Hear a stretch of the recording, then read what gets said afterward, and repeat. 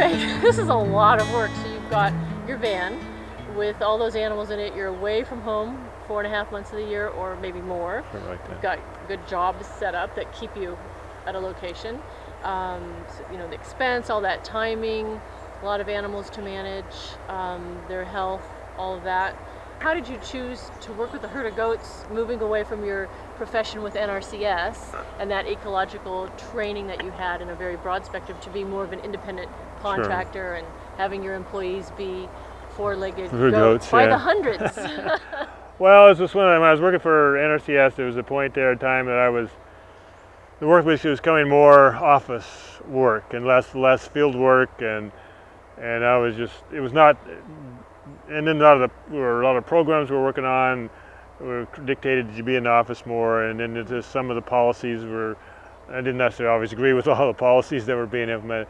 So it was one of those things I figured I needed to start to look at something different, and there was a couple, at that time I was going through a kind of a professional development course between that WSU was putting on, and Washington State University was providing, and there was a couple people that came in that were using goats for contract work, targeted grazing aspects, and so I was like, oh, that sounds interesting. So my wife and I worked together. She'd made her transition for her business, and so we worked on planning and having enough savings and resources available to make sure that we could make that transition without any major challenges, because there's most businesses take 3 to 5 years to be so profitable. We didn't necessarily take that long, but you had to invest into equipment and other things like that. It's just you don't start out with 200 head of goats and a trailer and a semi and all these other stuff. It takes time to buy those over a period of time and have a plan in place in order to do that. It's a large transition to go from having an employer like NRCS and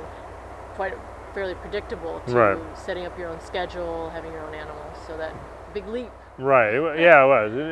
And it's been challenges at times. There's been ups and downs with that. As far as keeping contracts going and stuff like that. Well, so tell us a little bit about that. Maybe, perhaps, some of the financial challenge, but also any challenges that you face in terms of caring for them, because you have several hundred head, and there's 365 days that they have to be cared for, and you have a little more extreme weather in your winters, or any of those factors that make your work complicated. And it's manageable, but takes a lot of planning and hard work.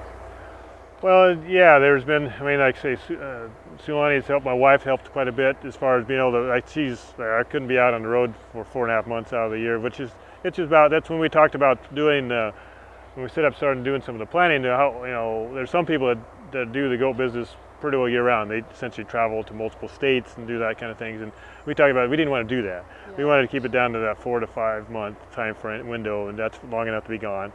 And so we worked on doing that. Kind of work. Well, one of the things, if I was trying to manage animals and make it a viable operation at home, really the only option would be meat or meat or dairy operation. In order to do that financially, I'd have to probably run in 1,000 to 2,000 head of animals. I couldn't do it with 200 head. It would not be financially viable to have a meat operation. So you'd have to have the land base. You'd have to have would have to be either you'd have to lease or rent or some big land base. You'd have to have a large land base, because you can't afford to feed those animals hay at that number. So you'd be grazing your own forages. Or either that, or you'd have to do some contract work and then figure out the wintertime. The number of people do aftermath grazing, either on irrigated hay circles or grass circles or something like that. But so essentially that's why I do the smaller number herd and do the vegetation work. And also my background, I like working with vegetation and looking at the plant-animal interaction and kind of interesting the targeted grazing aspects. It is a lot of work, but I like working outdoors. Yeah. I like being outdoors and enjoying that part of it.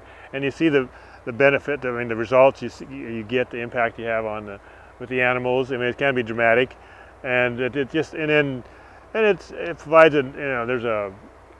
I think there's also a learning opportunity for the general public, that animals can be used as a tool for a benefit versus having, most of the time it's negative in the news. If there's something like talking about animals, it's usually a negative side of it, and try to show the positive. You don't leave it like this, of course. This is a step in the way of creating a transition to the more native vegetation. Right. So and that's sort of part of the educational process that you provide to the public. Yeah. So it's so broad spectrum what you do. You know, as you say, you're looking at the animals and it's vegetation management. Some of them are meat animals ultimately, Sure. the ones that you raise, but it's a service. The core of your business is providing vegetation management, and that gives you a lot of opportunity to interact with your animals and keep them long term, and very different than an intensive dairy or different kind of operation Sure. that we see within commercial animal agriculture. Right. This is a very different aspect of an agricultural and ecological service that you do. So it's a really interesting blend that I think a lot of people aren't really aware of. It's very unique. Yeah, because you couldn't otherwise. I mean, to have a small group of animals like 200, take 100 head of does and that kind of thing.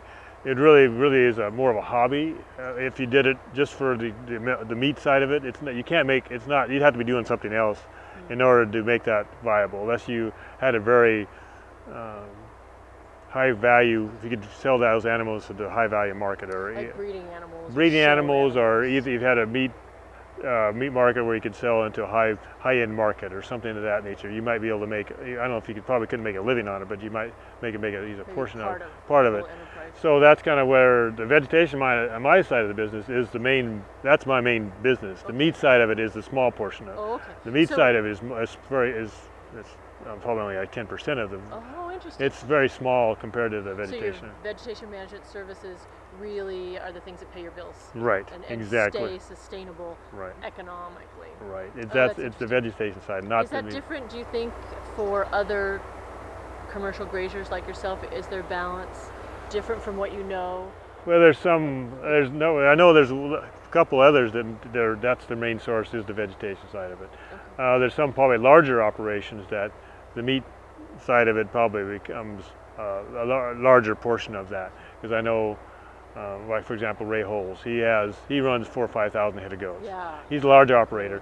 Okay. He does prescription grazing, but he also has a volume of enough animals that he could also make a significant amount of money in the meat side of things.